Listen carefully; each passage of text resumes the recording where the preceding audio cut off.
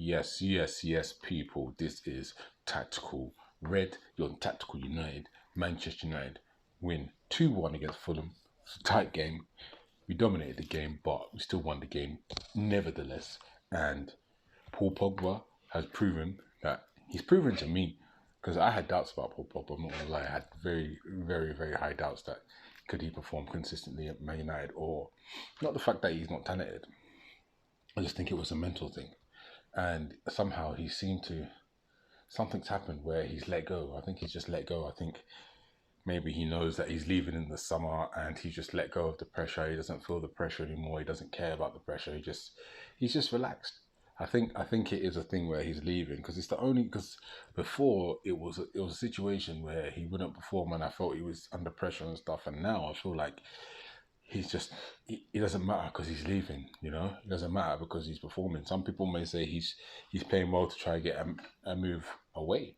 You never know, but nevertheless, he's like, when I saw him line up with that left foot, for some reason I just knew it was a goal.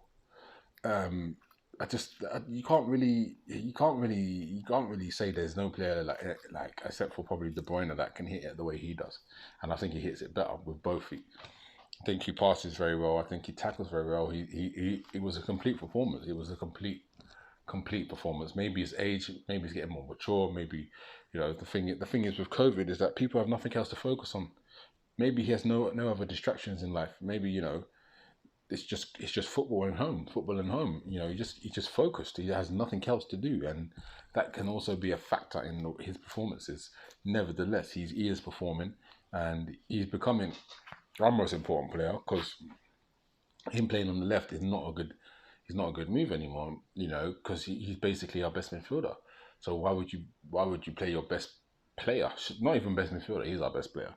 Like, why would you play him out of position when he's clearly is running that game with the passing, with the technique, with the tackling, with the physicality, with the goals, with the complete performance. I mean, Bruno Fernandes is good, but he's not better than Pogba. And Fernandes for me played okay in patches.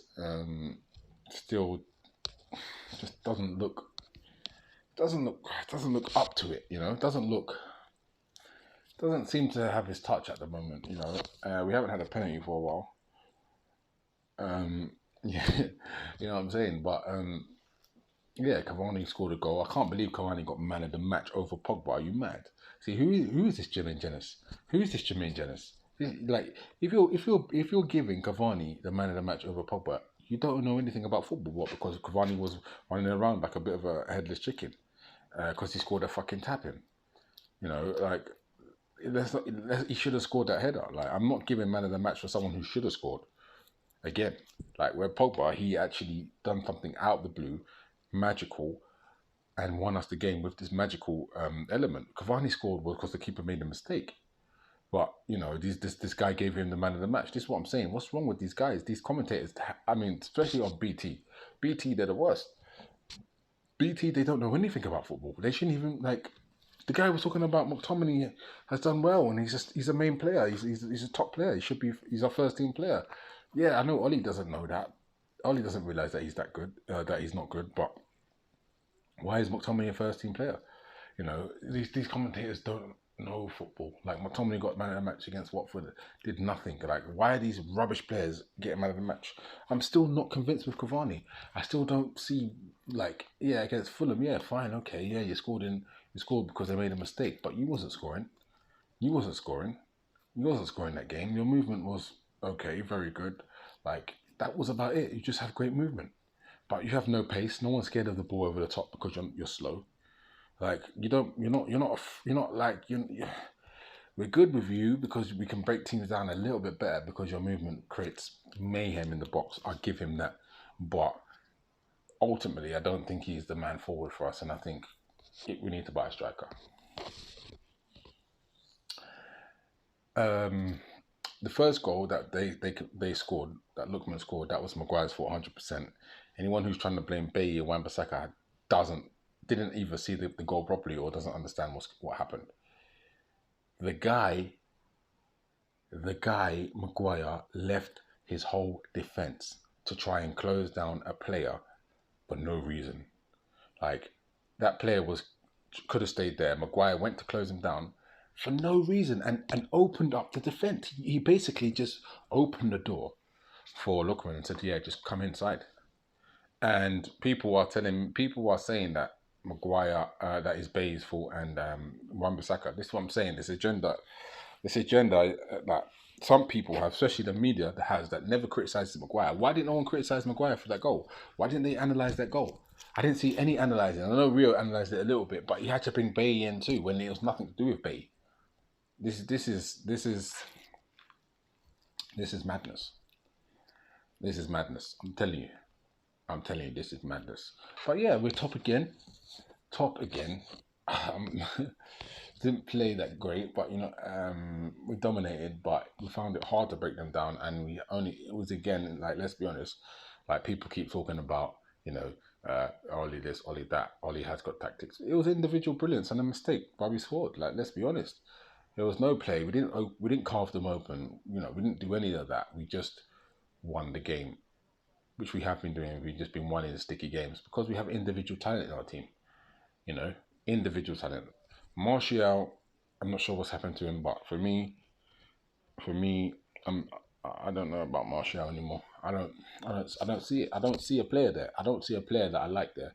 I see a player that is decent, that is okay, but that's not good enough for me. I don't want decent and okay. He's only scored 2-3 goals in the league. It's not good enough. Like all this Martial FC fan base who says, "Oh yeah, he holds the ball well. No one can hold the ball like Martial." What do they want from their striker? Just to hold the ball? I don't want Firmino. I want a high-level goal scorer in my number 9. Cavani shows that Martial can't do what Cavani can do, and Cavani's, for me, technically poor. Technically, he's poor. He's never been that great technically. His movement has just saved him time and time again, but we don't have players that are like creative in that sense, that are always going to find Cavani. So I think he doesn't really suit us, but at the same time, he's better up front than Martial. And that is embarrassing for Martial. And that's why I think his confidence is not, because he probably realizes he's not a natural striker. And Ollie definitely realizes he's not a natural striker. Maybe he's not being coached right. I don't know. The coaching at Man United is suspect, to say the least. Did you guys actually see? Did you see when they was trying to make a substitution? It was 4 of them talking. And Ollie was just listening. Ollie wasn't even talking. He was just listening to the coaches. Trying to tell him, and Carrick and McKenna was just discussing between themselves, or Ollie was just listening. Like, this is not management. He doesn't make decisions. This is why in games it takes so fucking long for him to make a decision. It takes fucking last 2 minutes to think, okay, I'm going to do this. I mean, it's just ridiculous. He's just okay. He's top, and but it's probably not, I just don't think it's anything to do with him. I think maybe other people are making decisions in the team. And that's it. I don't think he's making decisions. I don't think he has a lot to do with anything in the club. He doesn't do any training. I think I think he's just a cheerleader, just making players happy. He's just a bloody cheerleader in my head. And I know people will be like, "Oh, you don't know what you're talking about. He's first, this, that, and the other." It's just individual talent. He has 350 million to spend in 2 years, 2 and a bit years. He's only been there for 2 years as manager, and he spent 350 million. And you're telling me that if any manager spent 350 million, they wouldn't be in the same position as him? Of course they would. You may be even better. There's so many coaches better than him in the league. Nevertheless, we're top. Nevertheless, I'm happy that we won. I'm happy that Pogba's performing. But there's still so many holes in the team. Like, I'm not here to analyze football and ignore the facts. I'm not here to just get gassed and excited. I'm not that type of guy. I have to see it. Why do you think that I'm called tactical? Because I see things in a tactical point of view. I don't see things as just like a normal, yeah, we won 2-1. Yeah, here we go, lads. Yes, yeah. I don't see it like that. I see it on a long-term vision. I see it in medium-term vision. Like, one game is a game. Like, we won the game, but can we keep winning games like this? Can we keep winning games like this? For me, no. For me, he has to change that front three somehow. That front three right now is gone sour. It's gone very, very sour. It's gone stale.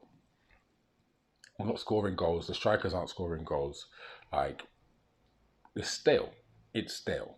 And we need to find a way to play. He needs to find a way to play. For me, I would try a few things. I'll try a few things, but you know, you need something needs to change. You can't. You see, like with Pep, he realized City was stale with Jesus, and I know he still plays every now and then, but he now puts a false nine there.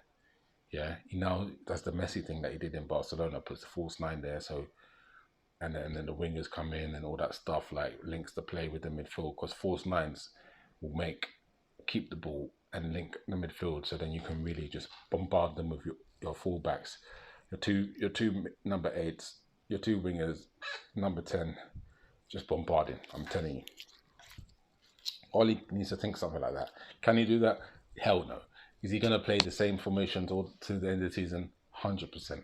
Is he going to play McFred against big teams? 100%. It's just the same old, same old. And people wonder why we're not actually progressing our football. Yeah, we're having better results. Yeah, the defence looks better with Bay. And Bay, once again, dominated that defence. Maguire, once again, looked the worst defender with Bay. And I think that's why Ollie doesn't play him, because I think if Ollie did play him, Bay would be clearly the best defender, and Maguire would have to be suspect into coming off, because Bay is too solid for Maguire. He's too solid. Like Maguire, and did you see the Maguire miss another header? I mean, that header was shocking. I mean, the guy is shocking. The guy is shocking. When it comes to attacking headers, he should at least have 7 goals for Man United with his head, and I think he's only scored about 4 goals for us, and I think only 1 with his head. So this is the levels that we're dealing with. This is the levels we're dealing with when it comes to Maguire, and he fucked up for that first goal. Fucked up. Like our captain. The only player who fucked up on the team today was our captain. And that says a lot about what our captain is about. But go to Sheffield United. Sheffield United come to Old Trafford, should be another win. And then we have Arsenal FC at Emirates. And I do not want to lose against that team. These Arsenal fans get too gassed up, and they're on a little bit of a run.